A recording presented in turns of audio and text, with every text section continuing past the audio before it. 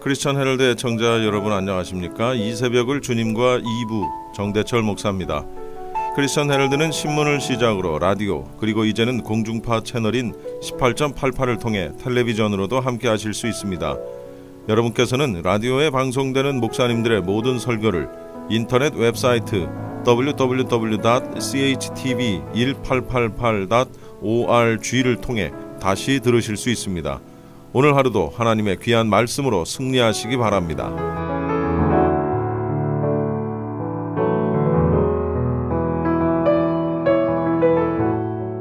이 시간에는 먼저 벨리 성경교회 조남민 목사님께서 빌립보서 2장 6절을 본문으로 자기를 비우신 예수님이라는 제목의 설교 말씀해 주시겠습니다.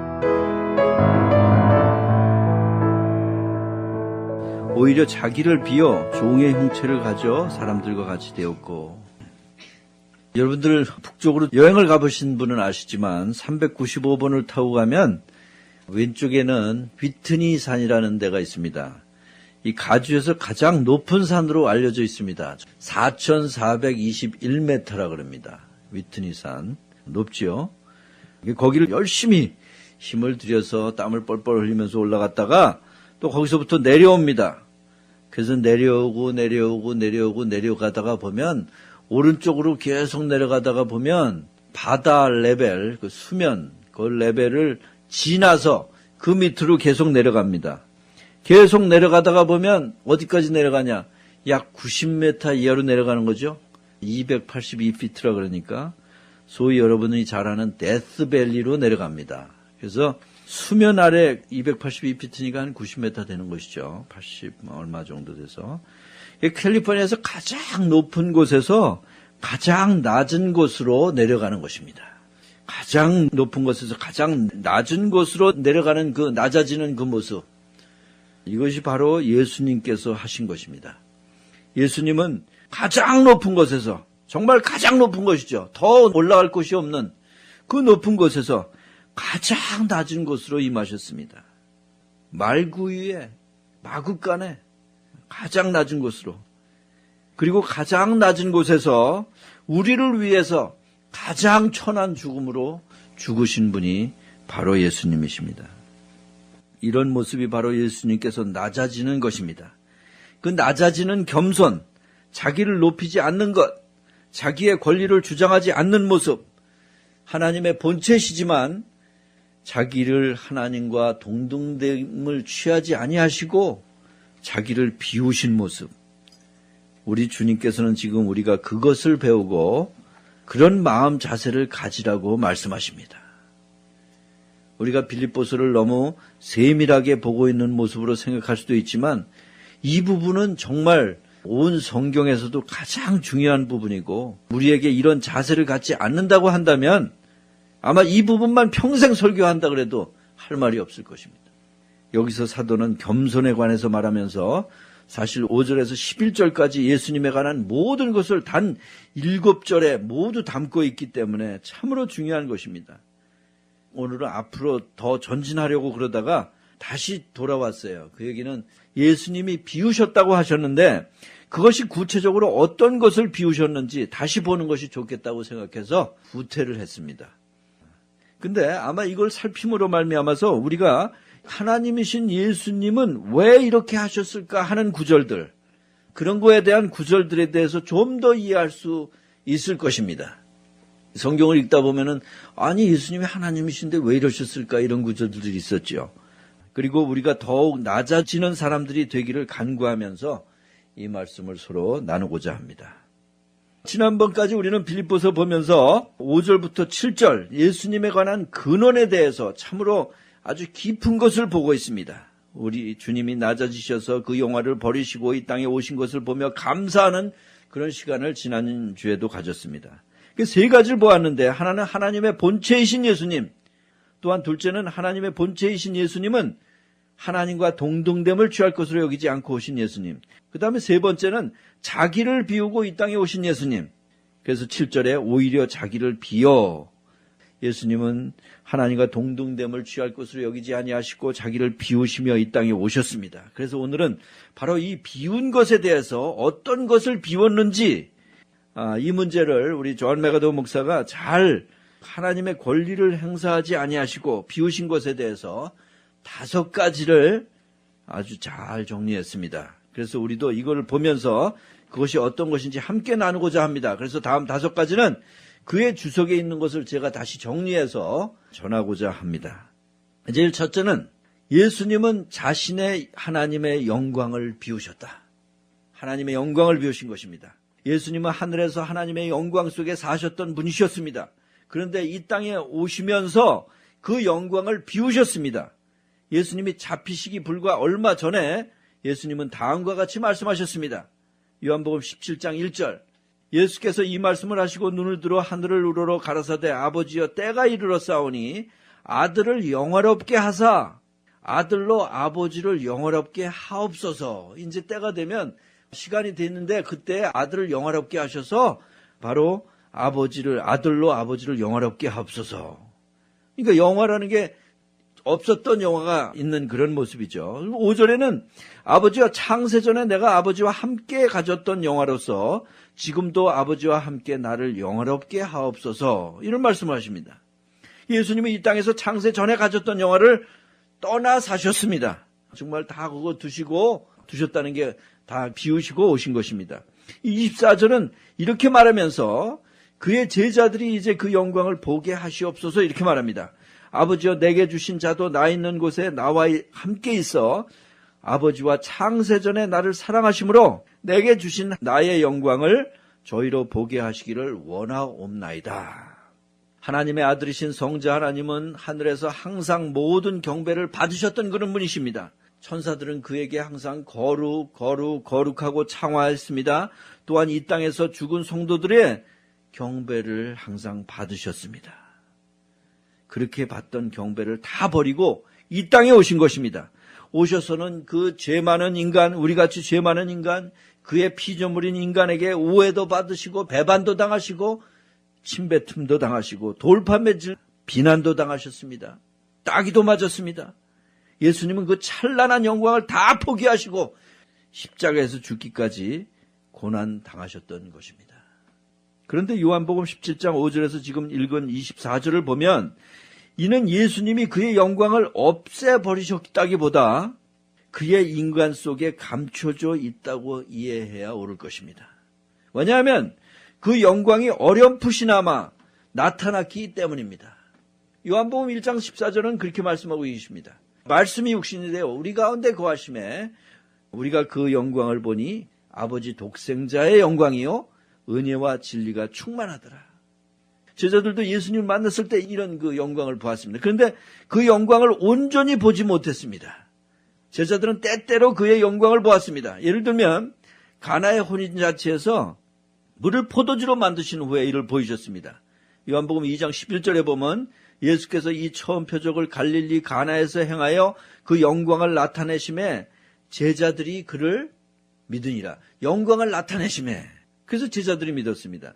예수님은 그가 기적을 베푸실 때, 그가 말씀을 하실 때 이런 영광을 나타내셨음을 어렴풋이 우리가 알 수 있고 볼 수 있습니다. 또한 변화산상에서 베드로와 야고보와 요한에게 그의 영광을 보이셨습니다. 하지만 예수님이 부활하시고 승천하시기까지 잘 나타내지 않으셨습니다. 그것도 그를 믿는 사람들에게만 보여주셨습니다. 고린도후서는 이렇게 말합니다.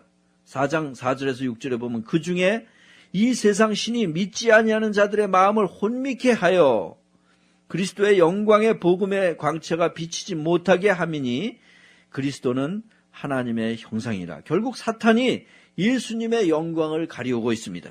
6절에 보면 어두운 데서 빛이 비추라 하시던 그 하나님께서 예수 그리스도의 얼굴에 있는 하나님의 영광을 아는 빛을 우리 마음에 비추셨느니라.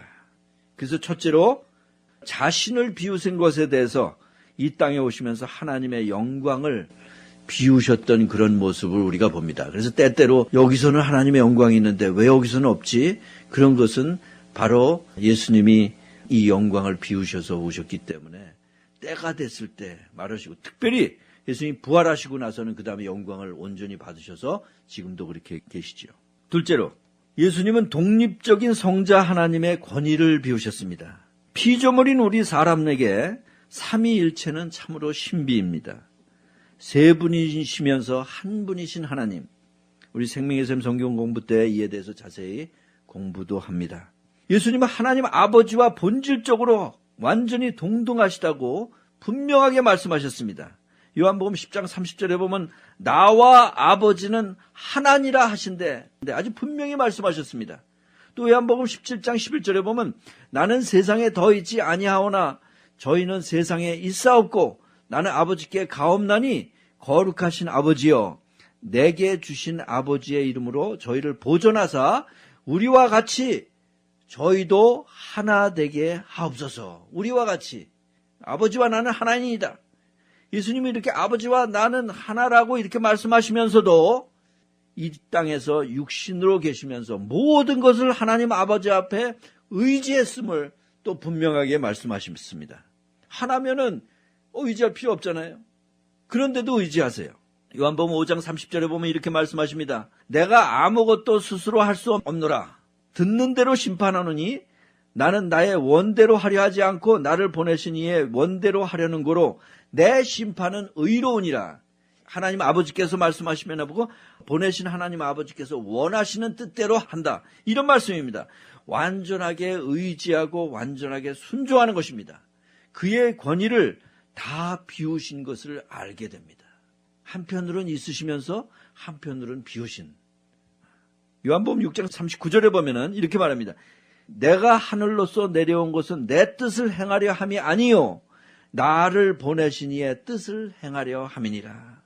하늘에서 내려온 이유가 아버지의 뜻을 행하러 왔지 당신 자신의 뜻을 행하러 오셨다고 말씀하지 않습니다.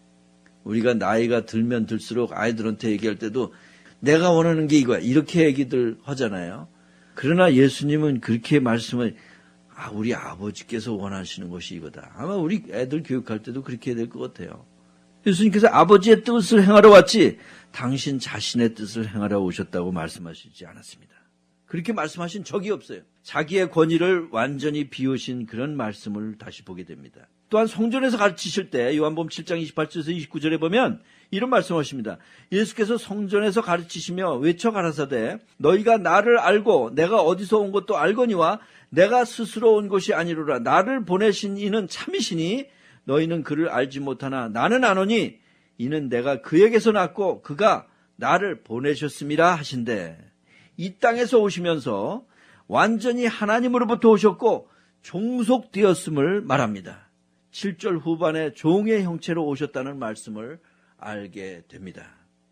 또한 겟세마네에서 배반을 당하실 때 다음과 같이 말씀하셨습니다.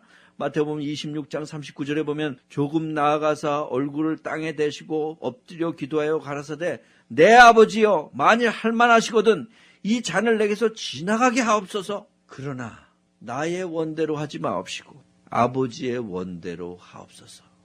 이 얼마나 아버지에게 온전히 그 뜻을 따르는 그런 말씀이십니까?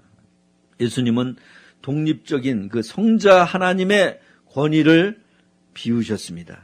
히브리서 기자는 이렇게 말합니다. 그가 아들이시라도 받으신 고난으로 순종함을 배워서 5장 8절에 예수님의 고난과 순종, 죽기까지 순종하셨던 것. 예수님은 이 땅에 오실 때 성자 하나님으로서의 권세를 비우고 종의 형체로 아버지의 뜻을 따라 모든 것을 순종했던 것을 다시 한번 상기하게 합니다. 자기의 권위를 비우셨기 때문에 순종하셨습니다. 권위에 대해서. 셋째로 속성에 관해서 예수님은 자발적으로 그의 속성 중에 얼마를 비우셨습니다. 속성의 얼마는 제한적으로 비우셨지만 그의 신성의 근본을 비우신 것은 아닙니다. 우리 자유주의자들은 그 신성의 근본을 다 비웠다고 하는 것이 자유주의의 문제입니다. 그러나 얼마를 제한적으로 비우셨지만 신성의 근본을 비우신 것은 아닙니다. 예수님은 그의 전능하심이나 전지하심이나 전지하심을 내버린 것은 아닙니다. 하지만 예수님은 이 땅에서 육신으로 사역하시는 동안 이런 권세를 제한해서 행사하셨습니다. 그렇지만 때로 부분적으로 또한 선택적으로 이들을 행사하셨습니다. 몇 가지 예를 들어보면 한 번은 한 번도 만나본 적이 없었던 나다나엘을 예수님이 이미 그가 무엇을 하고 있었는지 알고 있습니다. 요한복음 1장 47절에 보면 이렇게 말합니다. 예수께서 나다나엘이 자기에게 오는 것을 보시고 그를 가리켜 가라사대 보라 이는 참 이스라엘 사람이라 그 속에 간사한 것이 없도다. 우리가 사람을 안다 그러면 그래도 1년 지나고 2년 지나고 이렇게 자꾸 알면 이 사람은 어느 정도니까 대충 이 사람은 이렇다 얘기할 텐데 예수님은 그게 아닙니다. 저쪽에서 딱 보니까 보라 저자는 간사한 게 없는 자로다. 보자마자 아시는 그러신 분이십니다. 예수님은 사람의 속을 다 알고 계십니다. 2장의 마지막 부분에 그 말씀을 또 하십니다. 2장 25절에 보면 또 친히 사람의 속에 있는 것을 아심으로 사람에 대하여 아무의 증거도 받으실 필요가 없습니다. 사람의 속도 아시는 예수님 전지하시지요. 그런데 나다나엘을 만나기 전에 이미 그를 보았다고 말합니다. 48절에 보면 나다나엘이 가로되 어떻게 나를 아시나이까?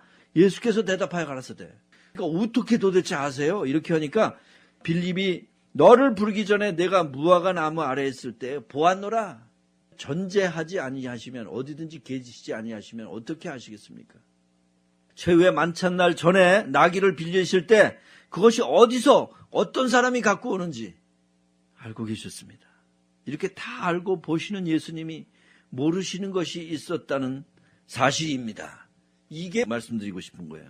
마태복음 24장 36절에 보면 그러나 그날과 그때는 아무도 모르나니 하늘의 천사들도 아들도 모르고 오직 아버지만 아시느니라. 다 아시는 분이 이 말씀은 완전히 하나님 아버지께 모든 것을 의존하는 모습을 또 한 번 보게 됩니다. 그래서 이 셋째 예수님은 자발적으로 그의 속성 중에 얼마를 비우셨다는 말을 하지 않을 수가 없는 것이죠.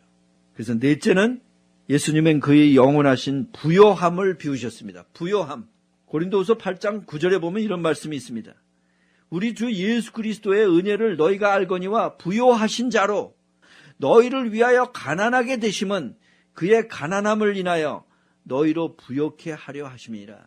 부요한 거. 어떤 사람은 여기서 말하는 이 가난을 이 땅에 살면서 경제적인 조건의 가난함이라고 이렇게 말하는 사람이 있습니다. 하지만 여기선 그런 가난이 아닙니다.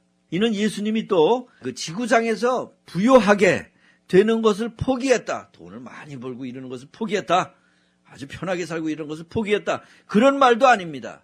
이 말은 하늘의 부요함을 포기했다는 말입니다. 뭐 당연히 그렇게 읽으면 그냥 그렇게 이해하게 되지요. 당연히 이미 말씀드린 바와 같이 예수님은 하늘의 경배나 찬양이나 천사의 수종이나 구원받은 자들의 경배를 모두 버리고 이 땅으로 오신 분이십니다. 그런 생각을 해보셨어요? 이사야서에 가면 6장에 가면은 하나님 앞에서 천사들이 어떻게 해요? 가면서 거룩 거룩 거룩 그랬어요. 근데 그때 예수님 어디 계셨어요? 그때 이 땅에 아직 안 오셨죠? 예수님은 그런 천사들의 거룩한 그러한 찬양을 받던 그러한 분이셨습니다. 그런 분이 이 땅에 오신 것이죠. 또한 섬김을 받는 것을 다 버리고 섬기려 오셨습니다. 마태복음 20장 28절 우리가 참 읽을 때마다 놀라운 그런 말씀입니다. 인자가 온 것은 섬김을 받으려 함이 아니라 도리어 섬기려 하고 자기 목숨을 많은 사람의 대속물로 주려 함이니 섬기려 하고 자기 목숨을 주시면서까지 우리를 위해서 목숨을 주시려고 이 땅에 오신 것입니다. 그래서 하늘의 모든 부유함을 다 비우시고 이 땅에 오셨습니다. 참으로 정말 감사한 일입니다. 이 땅에서 우리는 어떻게 하면 좀 더 잘 살 수 있냐, 돈을 좀 더 벌었으면 어떡하냐, 아웅다웅하고 서로 속이고 속고 창조주 하나님 앞에서 오지 않고 자기의 즐거움이나 기쁨을 찾기에 바쁩니다. 예수님을 믿는다는 사람도 만나면 돈 얘기만 하는 그런 사람이 있습니다.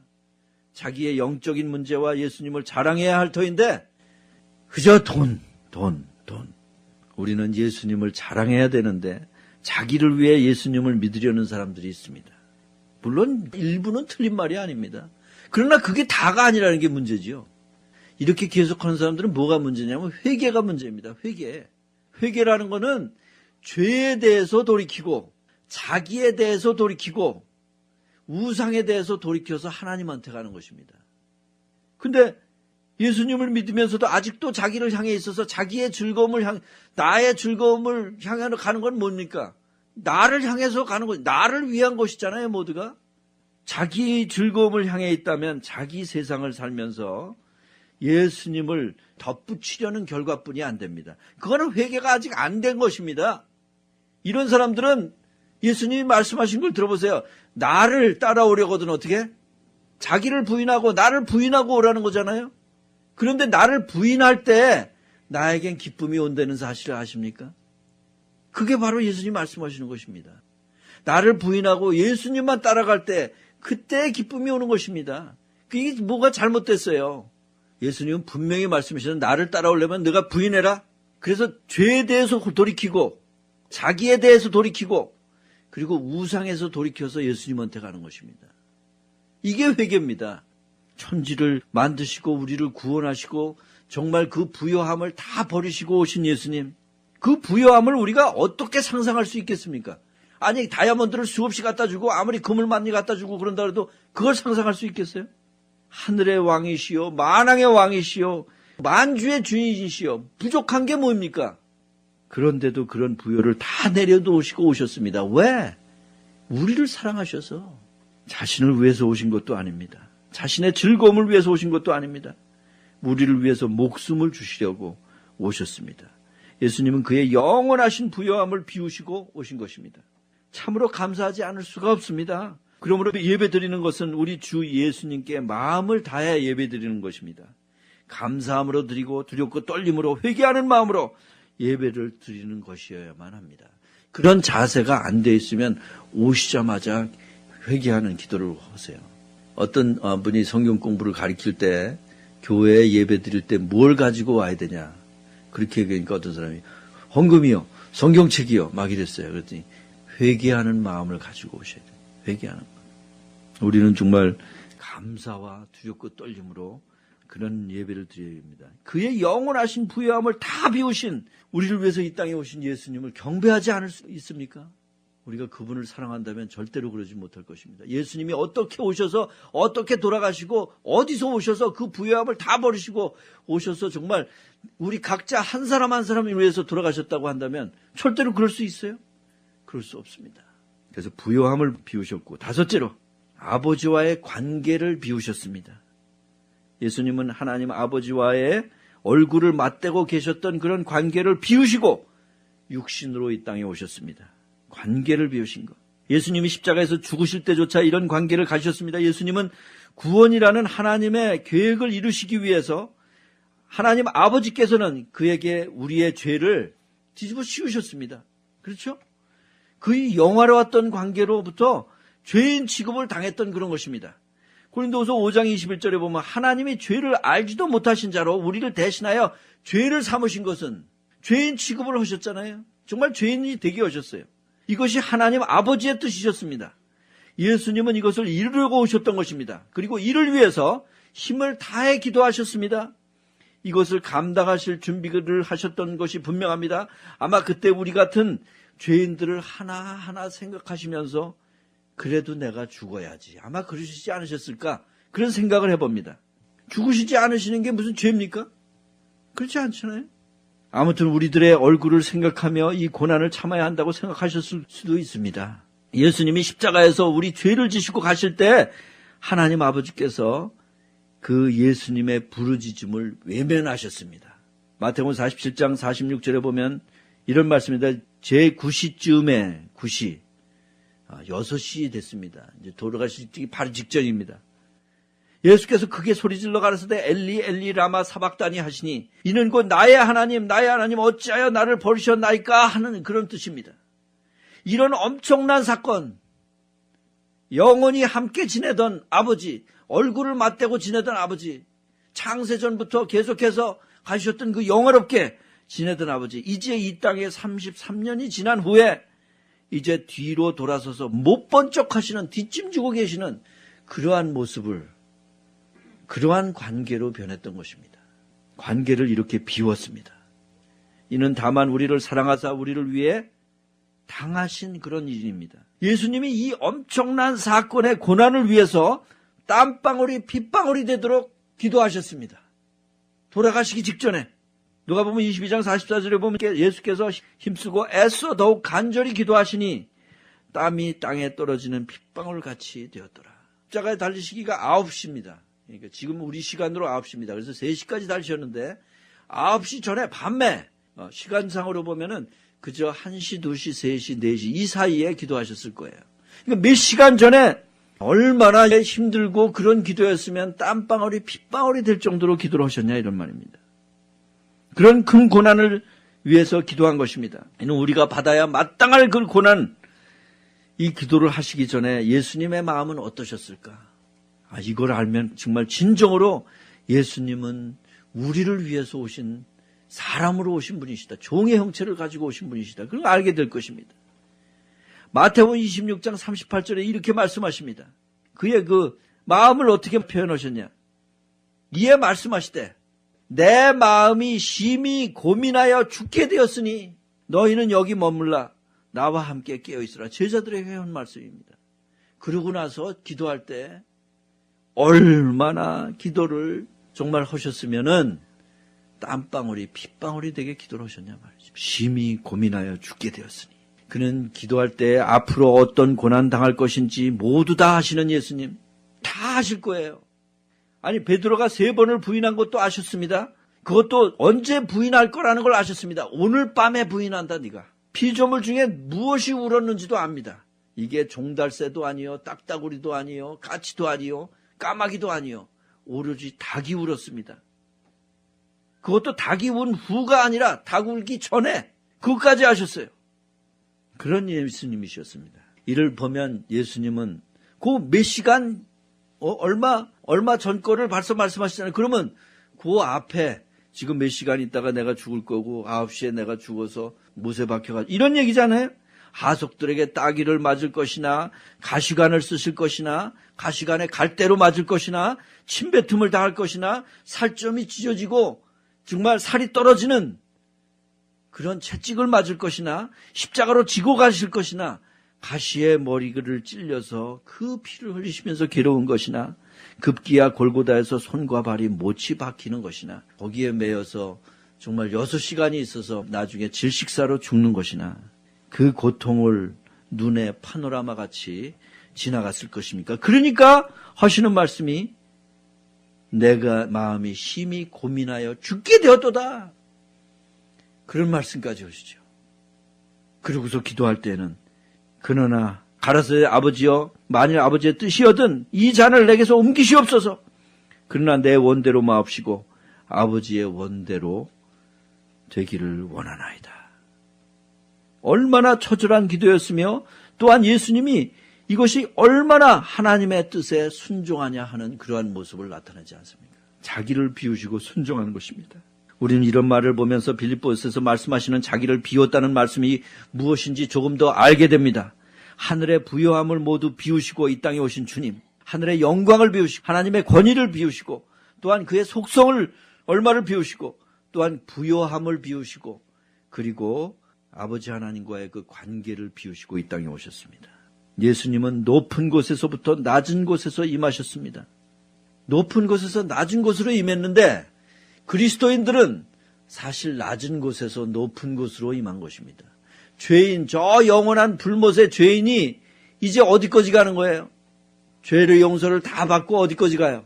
하나님의 자녀의 레벨까지 가니 이 밑에서부터 얼마나 올라갔습니까?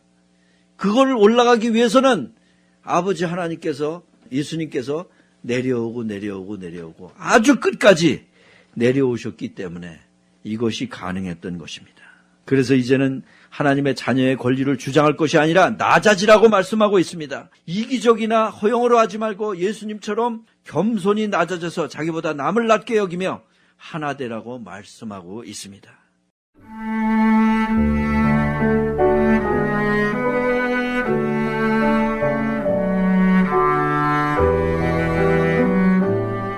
지금까지 벨리 성경교회 조남민 목사님의 설교 말씀이었습니다.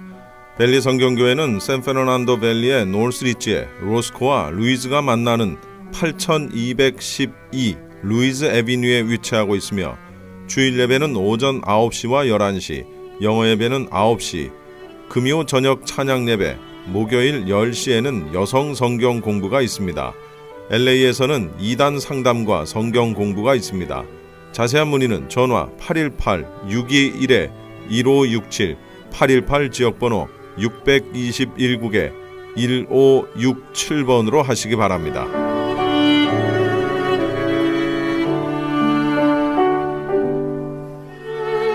이어서 이 시간에는 은혜와 평강교회 곽덕근 목사님께서 데살로니가전서 1장 2절로 3절까지를 본문으로 소망의 인내라는 제목의 설교 말씀 해주시겠습니다.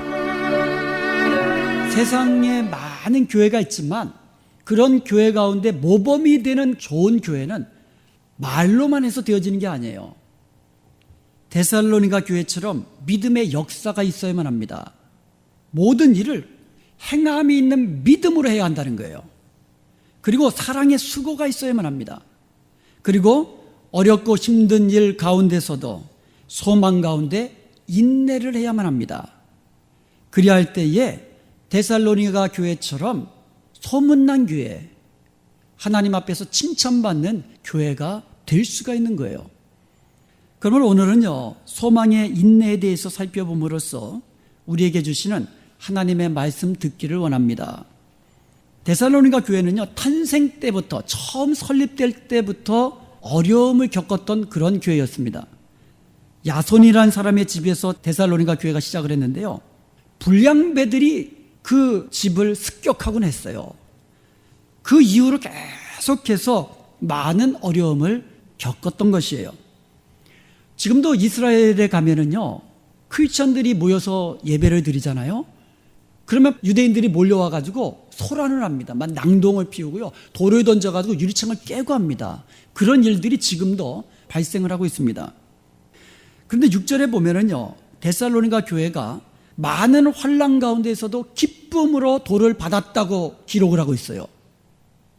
어려움과 환난이 많았지만 말씀을 받을 때에 기쁨으로 말씀을 받았다라고 기록하고 있는 거예요. 말씀을 받아가지고 그 말씀을 붙잡고 소망 가운데 인내한 교회가 데살로니가 교회였던 것입니다. 오늘 본문에 사용된 소망이라는 말은요, 간절하게 기다리고 고대하는 것, 이게 소망입니다. 그리고 인내라는 헬라어 단어가 휘포모네스라는 단어인데요, 용감한 군인이 극한 상황에서 꿋꿋이 버텨가는 기상이라는 뜻입니다. 데살로니가 교회는요, 용감한 군인처럼 현재 당하는 어려움을 꿋꿋하게 이겨 나갔다라는 거예요. 소망이 있으니까, 주님이 다시 오신다는 소망이 있으니까, 죽어도 다시 산다는 부활의 소망이 있으니까, 지금 어려움이 있고 지금 고난이 있고 핍박이 있고 환난이 있어도 용감한 군인처럼 꿋꿋하게 이겨나가는 이런 모습이 바로 데살로니가 교회의 모습이었다는 것입니다. 여러분, 소망이 있는 자는 인내할 수 있습니다. 소망이 있으면 인내할 수가 있어요. 그러므로 저와 여러분은 오늘 이 말씀을 통하여서 이제부터 소망을 가지고 어떠한 어려움 속에서도, 어떤 역경 속에서도 인내하며 나갈 수 있기를 주님의 이름으로 축원드립니다. 이렇게 우리가 소망으로 인내하는 삶을 살면 몇 가지 좋은 유익이 있는데, 그 중에 첫째가 뭐냐면 어떤 역경도 이겨낼 힘을 얻는다는 거예요. 어떤 역경이 와도 그것을 이겨낼 수 있는 힘이 어디서 나오느냐? 소망 가운데 인내할 때에 나온다는 거예요. 초대교회 성도님들은요, 다른 이유 없어요. 단지 예수님을 믿는다는 이유, 예수님을 전한다는 그 이유 한 가지 때문에 때로는 쫓겨나야 됐고요, 때로는 잡혀서 옥에 갇혀야 됐고요, 채찍으로 매를 맞아야 했고요, 심지어 순교를 당해야만 했습니다. 그때 그들이 가졌던 것은 하나예요. 소망입니다. 그런 상황 속에서 그들은 소망을 붙잡고 인내할 수 있었던 줄로 믿습니다.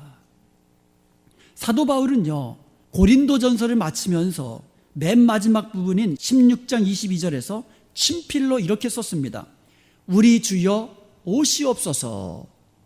헬라어로 마라나따라고 합니다. 근데 이 마라나따가 아람어 마라나타의 음역이에요. 마라나타. 초대교회 성도들이 예배 드릴 때에 자주 사용됐던 기도예요. 주님의 재림을 간절히 바라고 소망하는 초대교회 성도들의 간절한 소망을 담고 있는 단어예요. 사도 요한도요, 계시록 22장 20절에 보면은요, 주님의 재림을 소망하면서 성경 전체를 마무리 짓는 것을 볼 수가 있습니다. 사도 요한이 주님의 재림을 바라보는 소망으로 성경을 끝맺고 있다는 거예요. 이것들을 증언하신 이가 이르시되 내가 진실로 속히 오리라 하시거늘 아멘 주 예수여 오시옵소서. 아멘, 확실하다는 거예요. 믿는다라는 겁니다. 주 예수여 오시옵소서. 초대교회 성도들이요, 이렇게 주님의 재림에 대한 소망이 있었기 때문에 온갖 종류의 환난과 핍박을 이겨낼 수 있었던 것입니다. 요한계시록 2장과 3장에 보면요, 7교회가 나옵니다. 그 중에 주님께로부터 칭찬만 받고 격려만 받은 교회가 2교회가 나와요. 필라델피아 교회와 서머나 교회입니다. 계시록 2장 8절에 보면 서머나 교회에게 말씀하시는 우리 주님의 모습을 이렇게 묘사하고 있습니다. 죽었다가 다시 살아나는 이가.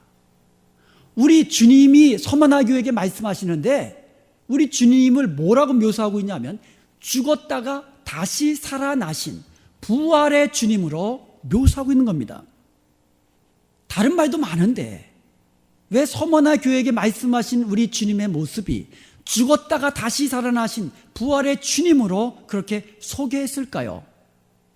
그 이유가 9절과 10절에 나옵니다. 9절에 보면은요, 서머나 교회가 환난과 궁핍에 처해 있었던 것이에요. 유대인들의 비방이 있었습니다. 10절에 보면은요, 장차 큰 고난과 핍박이 있을 것이라고 예언해 놓고 있습니다. 그러면서 너는 장차 받을 고난을 두려워하지 말라고 이야기합니다. 한때 666 짐승의 표 베리칩 이야기 엄청났습니다. 그런데요, 그 말을 듣고 많은 사람들이 두려워해요. 이게 참으로 잘못된 거예요. 한번 제가 여쭤볼게요.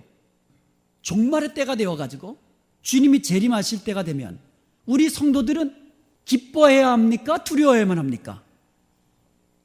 그런데 왜 두려워하도록 그렇게 이야기하고 그 말을 듣고 왜 우리가 두려워하느냐 이거예요.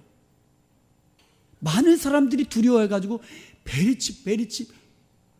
종말의 때는요, 우리 성도들의 입장에서 보면 아멘 주 예수여 어서 오시옵소서. 종말 신앙을 가진 사람들의 믿음과 고백이 바로 여기 있는 겁니다. 마라나타 하면서 주님의 재림을, 종말의 때를 오히려 소망 가운데 기다려야 되는 거 아닙니까? 이게 참된 신앙이에요. 그래서 계시록 2장 10절에 보면 너는 장차 받을 고난을 두려워하지 말고 죽도록 충성하라는 거예요. 그러면 내가 생명의 면류관을 되게 주리라. 할렐루야. 우리 성도들은 종말의 때를 두려워하는 것이 아니라 그럴 때가 오면 죽도록 충성하는 겁니다. 어디 도망갈 때 찾는 게 아니라 종말의 때가 되면 어디 안전한 곳이 있는가 이런 거 찾아가지고 도망치는 것이 아니라 죽도록 충성하는 것이 주님의 재림을 기다리는 소망 중에 인내하는 성도들의 모습인 줄로 믿습니다. 그러므로 우리는 두려워할 필요 없어요. 오히려 그때를 소망하면서 인내해야 될 줄로 믿습니다. 사랑하는 여러분, 우리가요, 우리 주님이 십자가의 고난을 받고 죽으셨는데 우리가 주님의 모습을 닮아간다면 우리도 마찬가지예요. 이 땅에서 우리에게 주신 우리의 십자가를 인내하면서 져야 할 사명이 우리에게 있는 겁니다. 그런데 그와 같은 십자가를 어떻게 우리가 인내하며 승리하며 나갈 수 있느냐? 바로 소망이 있다면. 주님 다시 오실 때에 우리가 받을 생명의 면류관을 소망한다면 우리는 죽도록 충성할 수 있는 줄로 믿습니다. 죽었다가 살아나신 주님이 서머나 교회에게 예언했잖아요. 곧 큰 고난이 올 거라고 예언을 했는데 실제로 서머나 교회에 큰 환난과 핍박이 찾아왔습니다. 그 한 가지 예만 제가 말씀을 드릴게요. AD 168년경에 서머나 교회의 감독이었던 사람이 폴리캅이라는 사람입니다. 이 폴리캅이 순교를 당해요. 그런데 이 폴리캅이 누구냐면 사도 요한의 제자였어요. 로마 총독이 폴리캅을 잡아오게 합니다. 그리고 많은 군중들이 보는 앞에서 처형을 시키려고 합니다. 처형하기 전에 마지막으로 묻습니다. 너의 나이를 고려해서 한번 봐줄 테니 그리스도를 부인하고 로마 황제에게 희생제를 드리지 않겠느냐. 이 말을 들은 폴리캅은요, 나는 86년간 나의 주님을 사랑하고 섬겼습니다. 우리 주님은 86년 동안 한 번도 나를 부인하지 않으셨습니다. 그런데 내가 어떻게 나를 구원하실 나의 왕을 부인할 수 있겠습니까? 총독이 화가 났어요. 장작더미를 갖다 놓고 그리고 협박을 합니다. 다시 말하지만 그리스도를 부인하지 않으면 불에 태워서 죽이겠다고 협박을 합니다.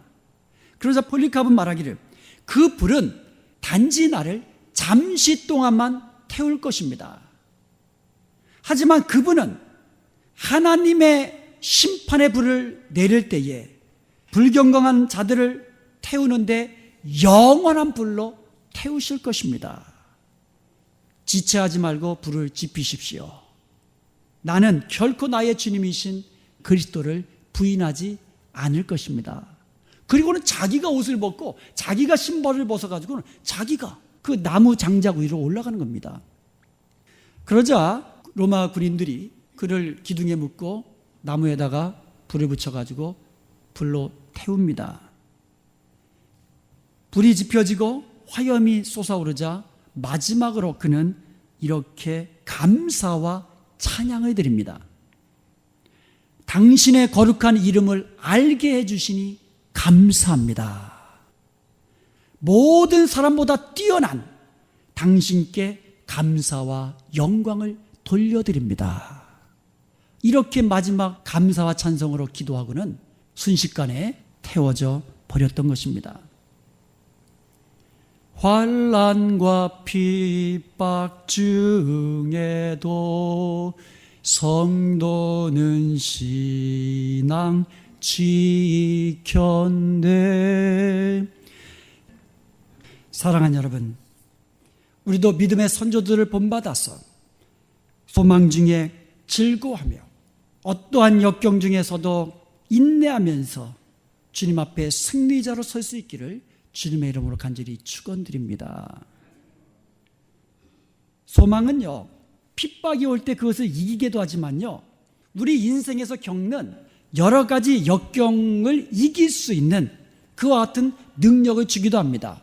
그러니까 우리가 예수님 믿는 것 때문에 당하는 핍박도 이기게 하지만 우리가 인생을 살다 보면 역경이 오거든요. 어려운 일이 오거든요. 고난이 찾아오거든요. 그것을 이길 수 있는 힘도 준다는 거예요.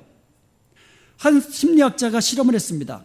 쥐를 도관에 넣어가지고 완전히 밀폐를 시킨 겁니다. 깜깜하게 만들어놨어요. 그랬더니 그 쥐는 3분 만에 죽었습니다. 그런데 똑같은 상황을 만들어 놓고는 빛을 조금 들어가게 만들어놨어요. 그랬더니 이 쥐가요, 그 빛을 보면서 소망을 가지고 견뎠기 때문에 36시간을 견뎌냈다고 합니다. 똑같은 조건에서도 조그만한 빛을 보면서 소망을 가지니까 이것이 생명과도 그리고 역경을 이기는 능력과도 연관이 있다는 것을 밝혀낸 것이에요. 에밀 브로너라는 사람이 허파에 산소가 필요하듯이 삶의 의미에는 소망이 필요하다고 이야기를 했습니다. 이 말은 우리가 소망을 가지고 있으면요, 내 삶에 의미가 생긴다는 거예요. 그러한 의미를 가질 때에 그 사람은 건강하고 행복한 삶을 살 수 있다는 겁니다. 한번 생각해 보세요. 오늘하고 내일하고 똑같고 내일하고 그 다음 날도 똑같고, 나는 이 세상에서 뭐 하러 사는 건가? 이런 사람은요, 건강하지 못하게 됩니다. 여러분, 우리에게 소망이 있을 때에 살아가는 의미가 생기는 겁니다. 한 살 한 살 나이가 먹어가는 것이 의미가 생기는 것이 아니라 내가 늙어서 정말 주님 앞에 아무것도 할 수 없을 때라도 시편 기자가 선포합니다. 나는 주님의 이름을, 주님의 위대하심을 선포하겠습니다.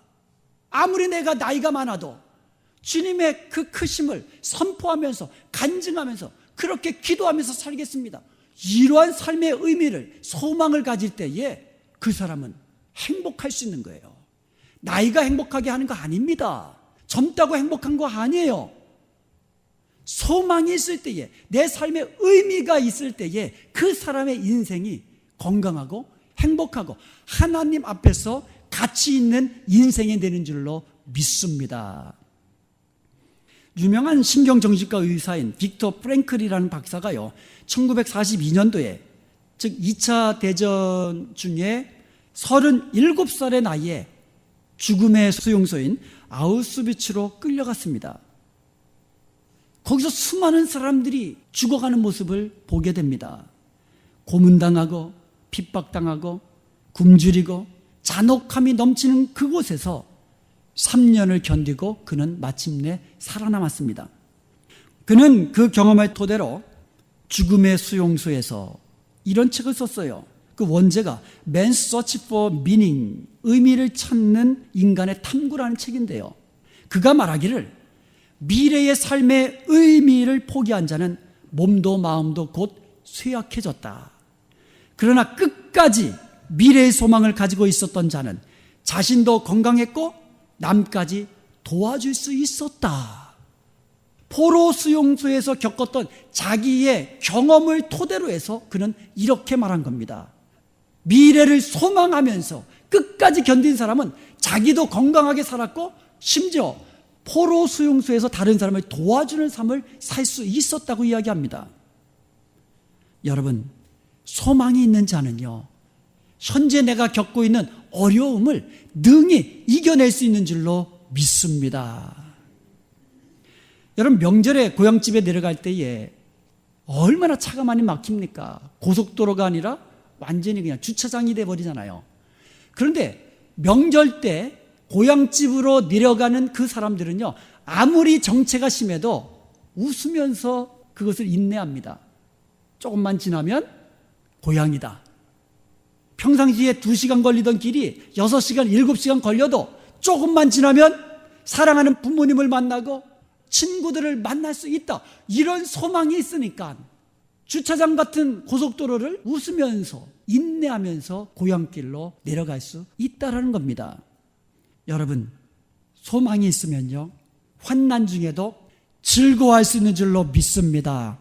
그래서 사도 바울은 로마서 5장 3절 4절에서 우리가 환난 중에도 즐거워하나니 그랬어요. 환난 중에는 울어야 되고 환난 중에는 불평해야 되고 환난 중에는 아이고 해야 되는데 환난 중에도 우리가 즐거워한다고 사도 바울이 그렇게 고백을 합니다. 왜 그렇게 고백을 합니까? 이는 환난은 인내를, 인내는 연단을, 연단은 소망을 이루는 줄 알기 때문이다라고 고백합니다. 아주 엄청난 고백이에요. 그러므로 주님 다시 오실 때에 주님 만날 수 있다는 그 소망을 가지고 이 땅에 지금 우리가 인생 중에 살아가는 어떤 종류의 역경과 고난이라 할지라도 즐거움으로 인내할 수 있기를 주님의 이름으로 축원드립니다. 우리가 소망의 인내를 가지면은요, 또한 소망하는 목표를 향하여 달려갈 수 있게 됩니다. 소망한다는 것은 바라본다는 뜻이에요. 우리 앞에 있는 소망의 주가 되시는 우리 주님을 바라본다는 뜻입니다. 그렇기 때문에 우리가 살아가면서 때로는 견눈질 할 수는 있어도 우리가 가는 방향은 주님을 향하여, 소망의 주님을 향하여 곧바로 달려갈 수 있다라는 거예요. 바라보니까, 소망하니까. 깜깜한 밤에 빛나는 북극성과 같이 우리의 인생 속에서 바라보면서 달려갈 그 목표가 있다는 거예요. 소망의 주 되신 우리 주님이 우리의 삶의 목표요, 방향인 줄로 믿습니다. 히브리서 12장 2절에 보면 믿음의 주여 또는 온전케 하시는 예수를 바라보자라고 이야기하고 있습니다. 그러면서 예수님은 그 앞에 있는 즐거움을 위하여 십자가를 참았다라고 이야기합니다. 부끄러움을 개의치 않았다고 합니다. 그래서 마침내 하나님 보좌 우편에 앉으셨다고 이야기합니다. 그 예수님을 바라보라는 거예요. 우리가 바라보는 예수님이 누구냐? 십자가를 참으신 예수님이라는 거예요. 죽음의 고통을 당하신 예수님이라는 겁니다. 부끄러움을 개의치 않으셨다 그랬어요. 십자가 형태는요, 다 벗기는 거예요. 부끄러움을 다 보이는 겁니다. 앞에 있는 즐거움을 바라보았기 때문에, 잠시 잠깐 고난이 지나면, 십자가가 지나가면 하나님 보좌 우편에서의 영광을 바라보았기 때문에 예수님도 십자가의 고난을 능히 이겨낸 줄로 믿습니다. 그런 예수님을 바라보라는 거예요. 사랑하는 여러분, 우리도 그 예수님을 바라보십시다. 그러면서 소망을 굳게 잡고 우리에게 주어진 십자가를 지고, 그리고 우리 앞에 놓여있는 부르심의 상을 바라보면서 죽도록 충성하며 맡은 사명 감당할 수 있기를 간절히 소원드립니다. 영국 런던에 에드워드 모트라는 사람이 있었습니다. 그는 고아로 자랐기 때문에 의지할 곳이 없었습니다. 그래가지고 어릴 때부터 가구 공장에 들어가서 직공으로 일했습니다. 그러다가 37살이 된 어느 날 외로움도 달랠 겸 런던 거리를 이리저리 쏘다니고 있다가 무심코 교회가 보여서 안으로 들어갔습니다. 근데 그날 목사님의 설교가 요한복음 3장에 나와 있는 내용을 가지고 설교를 하셨는데, 그때 이 모트라는 사람이 그 말씀을 부여잡은 거예요. 나도 이제부터 거듭난 삶을 살아야 되겠다. 지금까지 37년 동안 이 세상 살아가면서 의미 없는 인생을 살고 가치 없는 인생을 살면서 방황하면서 그렇게 살았는데, 나도 이제는 거듭나서 새로운 사람으로 살아야 되겠다. 이렇게 예수님을 믿고 결단을 합니다. 사람이 바뀌었어요. 그래서 가구 공장에서 일할 때도 더 열심히 최선을 다하여 일하기 시작합니다. 그래서 이 사람이 나중에 성공해가지고요, 가구 공장 사장이 됩니다. 그리고 그 이후에도 사업도 크게 확장을 해가지고 큰 부자가 됩니다.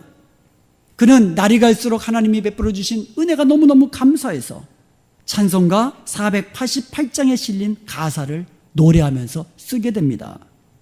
이 몸의 소망 무행가 우리 주 예수뿐일세, 우리 주 예수 밖에는 믿으리 아주 없도다. 이 사람이 55세 때에 그 많은 재산을 다 팔았어요. 그리고는 런던의 한 언덕에다가 침례교회를 세웠습니다. 그리고는 자기는 신학교에 들어가서 신학을 하고 목사가 되었어요. 자기가 힘들고 어려울 때 만난 그 주님, 그 예수님을 만나고 그가 변화돼가지고 새롭게 되어가지고 큰 부자가 되고 이제 행복하게 살 수 있었는데, 이제는 내 삶에 있어서는 오직 예수밖에 없네. 오직 예수밖에 없네. 이렇게 복음을 전하게 된 줄로 믿습니다. 여러분, 어렵고 힘들 때 예수밖에 없는 거예요. 잘 될 때, 건강할 때, 형통할 때도요, 예수밖에 없는 겁니다. 그 예수님이 우리의 믿음의 주님뿐만 아니라 우리의 소망의 주, 우리가 바라보며 달려나갈 소망의 주가 되시기를 간절히 축원드립니다. 그럴 때 우리는 이 땅에 살아가면서 딴 길로 가지 아니하고 우리 앞에 놓여있는 주님 바라보면서 충성스럽게 나갈 수 있는 줄로 믿습니다. 마지막 세 번째로, 소망의 인내는 우리의 신앙 인격을 성숙하게 합니다. 야고보서 1장 4절에 보면 인내를 온전히 이루라라고 이야기하고 있습니다. 왜냐하면 너희를 온전하고 구비하여 조금도 부족함이 없게 하려 함이라 그랬습니다. 여러분의 살아가면서 신앙 인격이 예수님을 닮아서 변화해야 되잖아요. 그런데 온전해지고 구비하여서 조금도 부족함이 없는 사람, 그런 사람 어떻게 되느냐 이거예요. 인내를 온전히 이룰 때 가능하다는 거예요. 소망이 있으면 인내하게 됩니다. 그 인내를 온전히 이뤘더니 우리의 신앙 인격이 온전하게 되고 구비하게 되고 조금도 부족함이 없게 날마다 새로워진다는 말씀이에요. 여기서 구비하다는 말이 나옵니다. 여러분, 이 뼈가 탈골되면 의사가 어떻게 합니까? 맞추지요. 여러분, 부러진 뼈라든가 어긋난 뼈를 가지고는 여러분 무슨 일을 할 수 있겠어요? 염증 하나 생겨도 수술하는 판에 뼈가 어긋나고 뼈가 부러지면 그 부러진 뼈로 무엇을 할 수 있습니까? 그런데요, 이 어긋난 뼈를 맞추어주고 부러진 뼈를 수술해서 딱 붙여주면 그 사람은 힘있게 일할 수가 있는 거예요. 이게 구비되는 겁니다. 구비되지 않은 인생은 쓰임받기도 어렵지만 힘있게 일할 수도 없는 거예요. 여러분, 그물 있죠, 그물. 물고기 잡는 그물. 그물에 구멍이 숭숭숭 나 있으면 그 그물 가지고 물고기를 잡을 수 있습니까? 그래서 어부들은 물고기를 잡기 전에 뭐부터 해야 돼요? 그물을 수선을 해야 됩니다. 그래서 구멍 난 데를 다 기워야 돼요. 이런 게 구비하는 겁니다. 이게 구비하는 거예요. 우리 인생에 구멍 난 부분들이 있어요. 우리 인생에 어긋난 그런 부분들이 있습니다.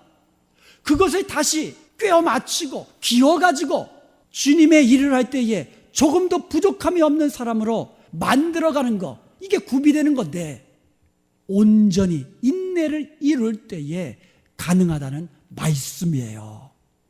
교회 안에서나 사회에서나 그리고 가정 안에서도 부부 관계에서도 어긋난 부분들이 있다면 그 어긋난 관계를 다시 구비시켜야 되잖아요. 다시 회복시켜야 되잖아요. 손상된 부분을. 그게 인내라는 거예요. 그게 인내라는 겁니다. 인내를 배우지 못하면 그 어긋난 관계를 다시 꿰어 맞출 수가 없는 거예요. 누가 인내할 수 있습니까?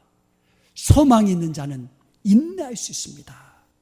주님 다시 오실 때에 내가 주님 앞에 서게 되는데 그럴 때 부끄럽지 않게 면류관 받을 자, 주님이 칭찬하시고 주님이 인정하시고 주님이 나를 영광스럽게 여기시는 그런 사람으로 주님 앞에 서게 될 것을 소망한다면 우리는 인내할 수가 있는 겁니다. 그럴 때 우리는 깨어진 모든 것들을 회복하고 새롭게 하고 주님 닮은 모습으로 나아갈 수 있는 줄로 믿습니다. 사랑하는 여러분, 주님 다시 오십니다. 주님 다시 오세요.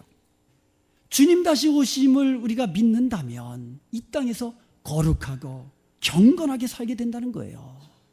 우리가 주님을 바라보고 소망하며 산다면 이 땅에서 내가 좀 손해보더라도 세상과 구별된 거룩한 자로, 경건한 자로 살게 되는 줄로 믿습니다. 이게 소망으로 인내하는 자가 누리는 유익들입니다. 주님이 강림하시기까지 길이 참으시기 바랍니다. 인내함으로 기다리시기 바랍니다. 환난 중에 즐거워하시기 바랍니다. 죽도록 충성하시기 바랍니다. 그리하여 하나님의 도우심으로 모든 역경을 이기고 마침내 하나님이 약속하신 축복의 복을 다 받아 누리는, 그래서 주님 앞에 섰을 때 영광스러운 성도로 함께 서게 되는 저와 여러분 되시기를 주님의 이름으로 축원드립니다.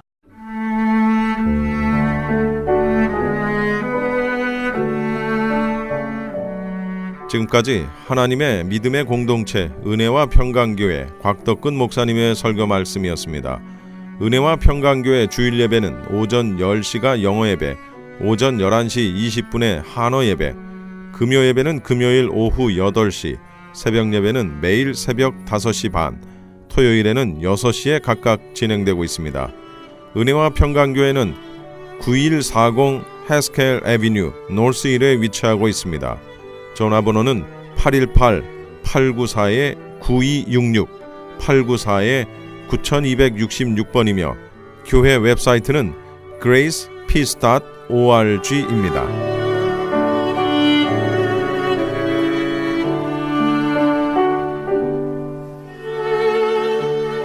지금까지 여러분께서는 크리스천 헤럴드에서 제공해드린 이 새벽을 주님과 1부, 2부 순서 함께 하셨습니다.